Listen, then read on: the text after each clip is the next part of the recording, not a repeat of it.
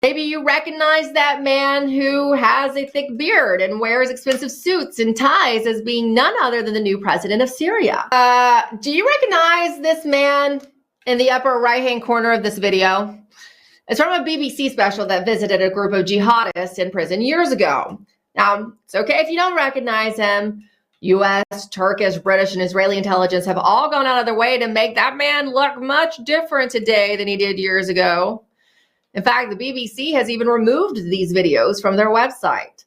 They're being shared by open source intelligence type accounts on X in order to prevent the truth from being completely whitewashed. Maybe you recognize that man who has a thick beard and wears expensive suits and ties as being none other than the new president of Syria. He used to be called Al-Juhani, a prominent battlefield commander of Al-Qaeda in Iraq, and then the leader of Al-Nusra in Syria during the Syrian civil war. Now he goes by the name Al-Sharrah. And up until a year ago, there was a $10 million bounty on his head. 21 years ago, the second battle of Fallujah in Iraq was fought this month. Al-Juhani was right there, killing Americans. And now today, he's meeting with President Donald Trump in the Oval Office, nonetheless, as the leader of Syria, being touted as the first visit by a Syrian president to the White House. Why is this man being treated like a prince when he is a terrorist who literally killed Americans throughout his time as a terrorist? And what message does this send to the rest of the world?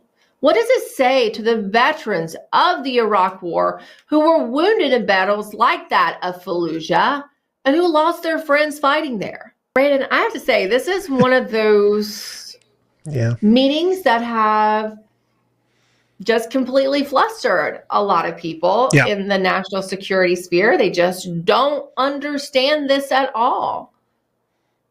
Now, obviously, President Trump knows that in the White House because they did not open up the bilateral meeting in the Oval Office as they are most often want to do to the press. They understand it's bad optics, so why do it? Well, it's probably because Trump is trying to get a hold of territory in Syria to build a new air base in Damascus to counter the ongoing strategic position that the Russian Navy enjoys in their naval facility in Tartus. This is about basing. This is also about geopolitics. There's a map about the Qatar-Turkey pipeline that the Qataris and Turks have wanted to build since 2015.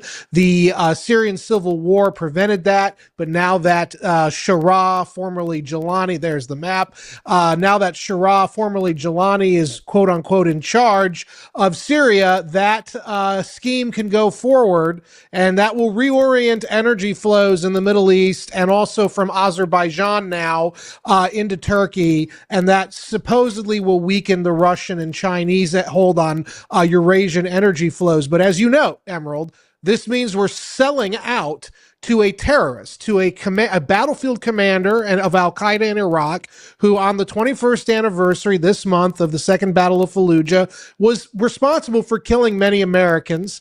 And he also killed many people in the Syrian civil war, which he was a commander of. And oh, by the way, he also killed, he's currently, his group, HTS, Hayat Tahrir al-Sham, they are killing Christians right now by the thousands or the hundreds in Syria. They are murdering Alawites and Druze. In fact, I found a text message chain that went viral from a few months ago. It was of senior Gilani advisors trading Alawite women on the global sex market in Syria that they kidnapped in the middle of the night from the Alawite section of Syria. So this is the man. There they are. They're all in Arabic, but those have been translated, and they are trading young women on the global market and amongst each other like ISIS used to do in Iraq. And this is the man who's overseeing all of this, Gilani, who is wearing now a beautiful $3,000 suit and meeting with the U.S. president in the Oval Office. And if I can just say, I know many veterans of Iraq. They are very spun up about this right now, very spun up, and they should be.